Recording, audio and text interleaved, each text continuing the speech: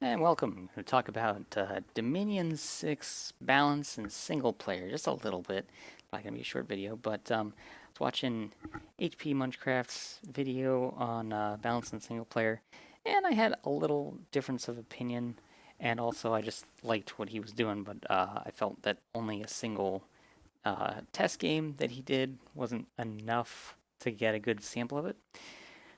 So the basics out of the way, just basically that I think that you don't need to, at least with this game specifically, like I don't think Illwinter that is has to focus on only balancing single player or only balancing multiplayer, or really absolutely must have a balance for both. I think that the game itself is a game of asymmetry, and that's what makes it great. Um, and I think that the single test game that HP Munchcraft did during his video, which I will link in the description, kind of showed that asymmetry, how like some AI did well, some did not do well, and it's really hard to capture all of that in a single game.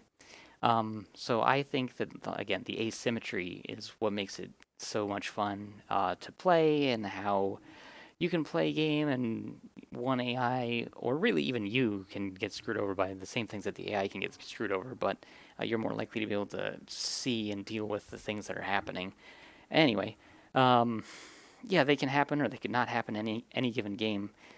So instead of just looking at one game with a few AI, I decided to look at a whole bunch of different games. So I have the spreadsheet that I kept the records on up here, and as you can see, I just picked the 5 nations there. I just more or less at random, but I did kind of want to pick different, and I only did land nations, but different kinds of nations. So I've got Arcosfali, Jotunheim, Ulm, Kalem, and Vanheim.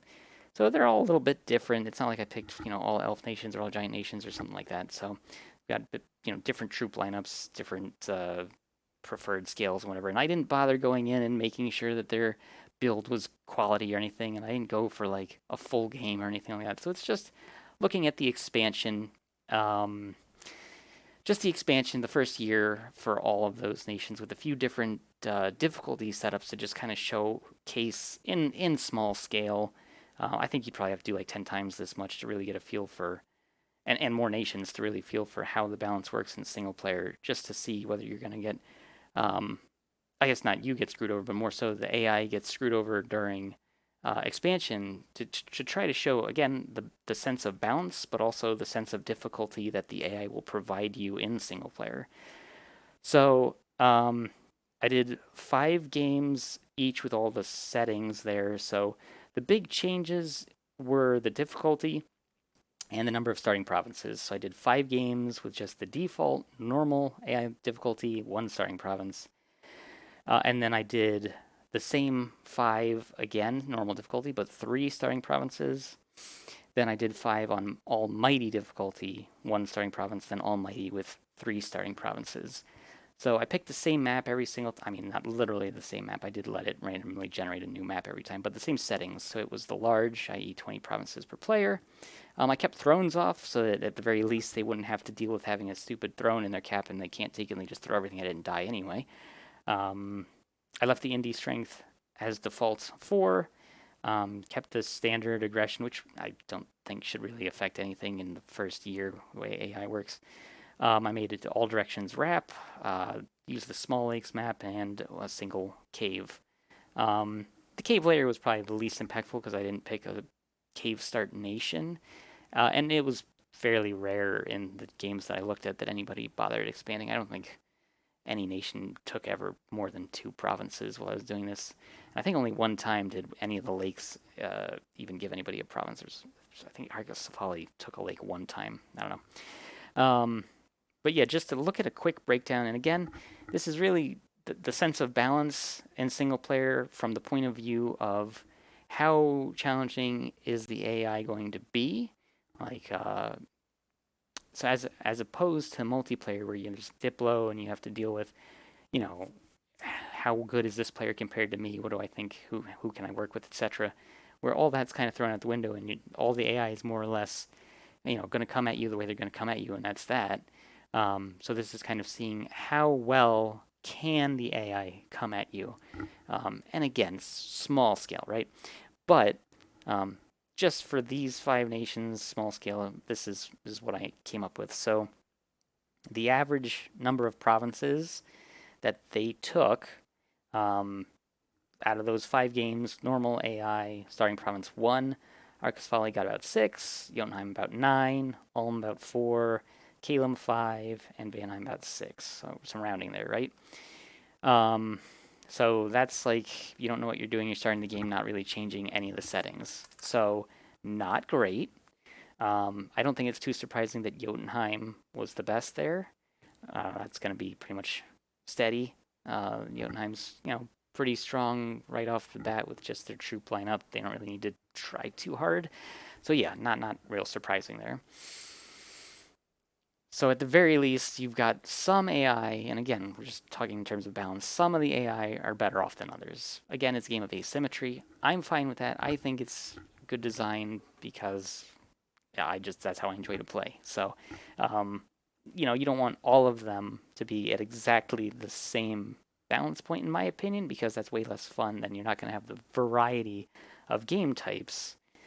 If they're always going to be the same no matter what your settings are, then that's kind of boring to me. But to compare that now, if we look at the third section there instead of going to the second, because that would also be with the starting province 1. So now we go from that first group of averages to only increasing the difficulty. Okay, we've only increased the difficulty. Now we're looking at Arcus of Folly with about 6 provinces at the end of year 1, Jotunheim 11, Ulm 9, Kalem 7, and Vanheim 7. So with the increased difficulty from normal to mighty, they've all gone up. Now, who are the real winners here? Okay. So Arcus of Folly, man, I don't know how to pronounce that, but they were probably the least impacted, right? They went from basically 6 to 6. They didn't really get much out of going from normal to mighty. Whereas Jotunheim's going to get a boost every single time. So Jotunheim went from 9 to 11. So just increasing the difficulty, and I guess if you don't know, increasing the difficulty basically just gives the AI a multiplier to, I believe, all their resources, gold, so resources, income, and recruitment points. I think they get a multiplier to all of them. So it makes sense, giants get a multiplier, they get more giants. Of course, you're going to expand better, but unfortunately, it doesn't work for everybody, as you can see with Arcus of Folly. Going from 6 to 6. Like, yeah, okay, 5.8 to 6.4. They get it a little bit better, but I mean, Jotunheim went from 9 to 11, so Arcus of Folly didn't get as much. All right. So then Ulm went from 4 to 9. So huge for Ulm, right? Again, small scale test, but just increasing the difficulty for at least some of the nations is going to make a huge difference. Kalem went from 5 to 7, so also good, definitely noticeable there. And then Vanheim from 6 to 7, they didn't get as much. All right, so little increase, not a lot. Now if we compare the first 2, so we're going for same difficulty, normal to normal, but now we're looking at the starting province changes. So I figured going from starting province 1 to starting province 2 wouldn't be huge difference. But I feel like also maybe a lot of people aren't going to do like 4 or more. So I figured 3 was a decent test for this. So normal difficulty, starting province is 3. Arcus Folly, again, didn't get much. They got even less from the additional starting provinces than the difficulty increase. So 6 to 6. Terrible. Then Jotunheim went from 9 to 11 again. Great. So I think we can assume that they're going to be really good if they get both, but we'll get there. Then Ulm, again, went from 4, but now to 8. So Ulm, again, really good, big increase there. So Ulm didn't do well with default settings, but any change to help them out looks like it's a pretty good boost for Ulm. Then Kalem went from 5 to 7, so good. Oh, wait, I looked at the wrong column. Wrong row, excuse me. 5 to 8, so really good. Kalem really good there from 5 to 8, so having the additional provinces helped out a ton. And then Vanheim went from 6 to 8, so also good boost there. So to like look at across the board, if you're going to increase difficulty or you're going to increase the provinces, it helps. I think it looks like probably, I didn't write this one down. Which one was better there? Doing a quick look here. I think that increasing the difficulty was actually better for more of them. Yeah, there's a bigger boost to increasing the difficulty than increasing the provinces, but either one of those did help everyone a noticeable amount except for Arcos Folly. They pretty much didn't gain anything. So now we'll look at the big boost to difficulty. So we're gonna both give them 3 provinces to start with and go from normal to mighty. So we're looking at the top and the bottom one now. Compare them. Okay, so finally, Arcos Folly actually had an increase in their achievements. They went from 6 to 8. So that's way better than any other thing. They couldn't really get past 6 before.